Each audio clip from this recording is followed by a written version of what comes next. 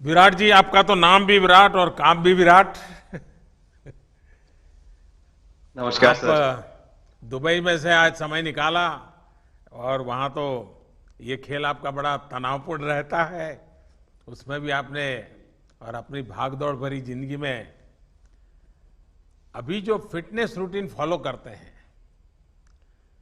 मैं ज़रूर चाहूँगा, देश भी जानना चाहेगा क्योंकि नौजवान आपको आपकी हर गतिविधि को देखता है। ये आपको कैसे मदद करता है? पहली बात तो बहुत बहुत धन्यवाद सर यहाँ पे हम सबको बुलाने के लिए। सब लोगों ने फिट इंडिया मूवमेंट के बारे में बात करी और इसके फायदे इसके लाभ हमको रोज अपनी डेली लाइफ में किसी ना किसी तरीके से दिखते हैं। सबने अपने एक्सपीरियंसेस बताए। मिलिंद जी ने भी बहुत अच्छी बातें रखी। बहुत इंस्पिरेशनल उनका भी काम रहा है, उनकी जर्नी रही है पिछले कुछ सालों में। मैंने भी बहुत ऑब्जर्व किया है। और मेरे खुद के एक्सपीरियंस में सर एक ट्रांजिशन एक्सपीरियंस करने को मिला मुझे कि जिस जिस पीढ़ी में हम खेलना शुरू हुए और जो उस समय खेल की हमारी डिमांड्स थी, वो बहुत तेजी से बदली एक समय के बाद। और मुझे ये एक्सपीरियंस हुआ कि जो एक हमारा सिस्टम बन चुका था, हमारा एक रूटीन बन चुका था, वो हमारे खेल के डिमांड्स के लिए सही नहीं था और उसे बदलना जरूरी था।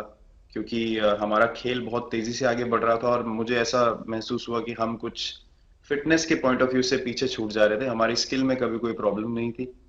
तो स्वामी जी ने भी बात रखी, आपने भी बात करी, मिलिंद जी ने भी पहले बताया। एक जो सेल्फ रियलाइजेशन की बात है कि आपको खुद से रियलाइज हो कि मुझे क्या बदलना है अपने अंदर।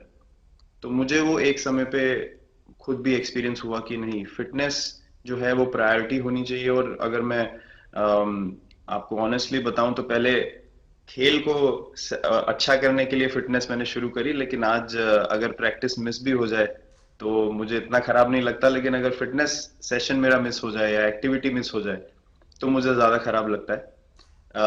तो इसके फायदे जो हैं नहीं, सर वो सबसे पहले आपको ये जो नया मंत्र जगा, तो दिल्ली के छोले भटूरे का ही बहुत भुगतान हुआ होगा।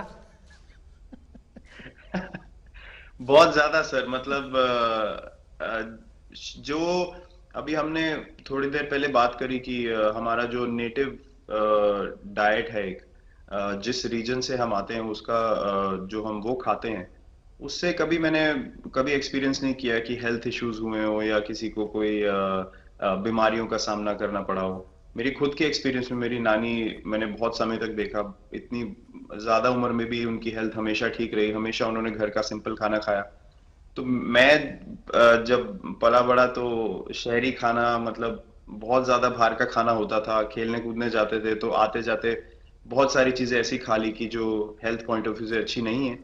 तो डाइट का भी एक बहुत बड़ा कंट्रीब्यूशन था, जो डिसिप्लिन नहीं था। तो वो फिटनेस, फिजिकल फिटनेस और डाइट दोनों चेंज करना पड़ा सर। उस उसकी वजह से ही चेंजेस आने शुरू हुए।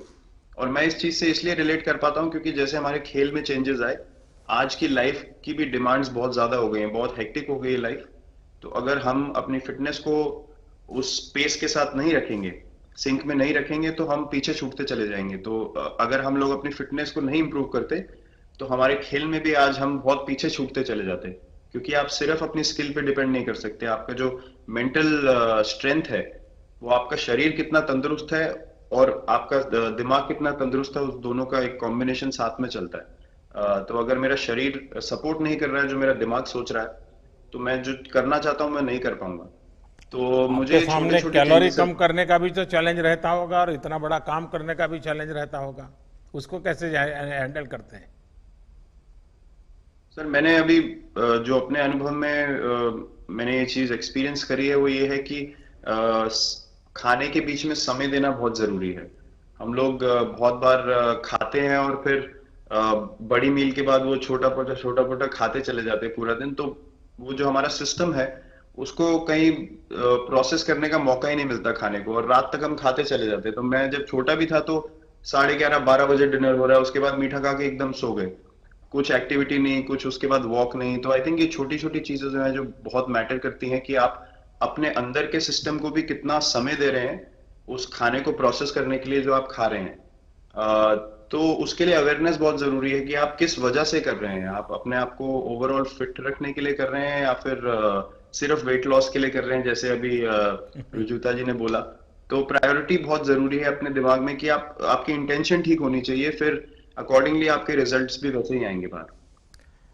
मैंने सुना है कि इन दिनों टीम के लिए एक योयो टेस्ट हो रहा है। क्या ये कैप्टन को भी ये योयो टेस्ट करवाना पड़ता है कि आपको छुट्टी होती है? और योयो टेस्ट होता क्या है? क्या क्या क्या करना पड़ता है? सर टेस्ट ये बहुत जरूरी था फिटनेस पॉइंट ऑफ व्यू से। अगर आप ग्लोबल फिटनेस लेवल्स की बात करें तो बाकी टीमों से हमारा लेवल अभी भी कम है, और हम चाहते हैं कि वो लेवल हम ऊपर लेके जाएं, जो एक बेसिक रिक्वायरमेंट है। आज की डेट में हम लोग फोकस करते हैं कि जैसे T20 मैच हो गया या वनडे मैच हो गया, वो एक दिन में खत्म हो जाता है। लेकिन अगर हम टेस्ट मैच की बात करें जो 5 दिन आपको खेलना है, हर शाम को आपको वापस जाना है, अगले दिन फ्रेश आना है, तो उस पॉइंट ऑफ व्यू से ये फिटनेस जो स्टैंडर्ड था वो बहुत जरूरी था। और मैं सबसे पहले मैं ही जाके भागता हूँ, और ये कंडीशन है कि अगर मैं भी फेल हो जाऊंगा तो सिलेक्शन के लिए मैं भी अवेलेबल नहीं हूँ। तो आई थिंक ये सिस्टम और ये कल्चर सेट करना बहुत जरूरी होता है। और उससे क्या होता है सर, ओवरऑल एक जो फिटनेस लेवल है टीम का बढ़ेगा। जैसे टेस्ट क्रिकेट में हमारा बहुत बार होता है कि आप थके हुए हैं, तीसरे दिन आके आपको, जैसे हमारे फास्ट बॉलर्स हैं आज की डेट में, वो दुनिया में सबसे ऊपर है, तो उनको अगर दूसरे तीसरे चौथे दिन आके वो एफर्ट डालना है फील्ड पे, तो वो डाल सकते हैं। पहले क्या होता था, स्किल हमारे पास हमेशा से रही है, लेकिन शायद जो मैंने आपको बोला वो ट्रांजिशन मैंने जो एक्सपीरियंस किया, हम लोग वो जरूरी समय जो आता है जहाँ पे शरीर थक जाता है और टीम को आपकी जरूरत है, वहां पे परफॉर्मेंस जो है हमारी डिप हो जाती थी और दूसरी टीम जीत जाती थी। आज की डेट में हमारी फिटनेस की वजह से हम वो जरूरी समय में उस चीज को कैपिटलाइज कर पा रहे हैं और हमारे रिजल्ट्स उसी तरीके से आ रहे हैं। तो एक एक sir benchmark I think elite sports में होना जरूरी है, उससे एक फिटनेस विराट कल्चर जी, बना। मैं देख रहा हूं कि आपका टाइम मैनेजमेंट तो है ही है, लेकिन फिर भी आपकी एक्टिविटी इतनी नजर आती है ना, मैं भी कभी कभी फॉलो करता हूं। कभी थकान नहीं लगती क्या आपको? सर थकान अगर मैं ऑनेस्टली आपको बोलूं, थकान हर किसी को होती है। अगर आप फिजिकल एफर्ट करेंगे तो थकान होगी, लेकिन अगर आपका लाइफस्टाइल अच्छा है, अगर आप खा अच्छा रहे हैं, अगर आप फिटनेस रेगुलरली कर रहे हैं, आपकी रिकवरी अच्छी है, तो आपकी स्लीप अच्छी है, स्लीप पैटर्न्स अच्छे हैं, तो आपकी रिकवरी तेज होगी। तो अगर मैं थक रहा हूं और 1 मिनट में मैं दोबारा रेडी हो जा रहा हूं, तो वो मेरा प्लस पॉइंट है। तो आई थिंक वो मैंने एक चीज एक्सपीरियंस करी जो बहुत जरूरी हो जाती है। आपका ओवरऑल लाइफस्टाइल कैसा है उसके ऊपर बहुत डिपेंड करता है। विराट जी, बहुत अच्छा लगा मुझे। और मैं आपको, अनुष्का जी को और आपके दोनों के परिवार को निकट भविष्य की शुभ घड़ी के लिए बहुत बहुत शुभकामनाएं देता हूं। धन्यवाद sir, thank you so much.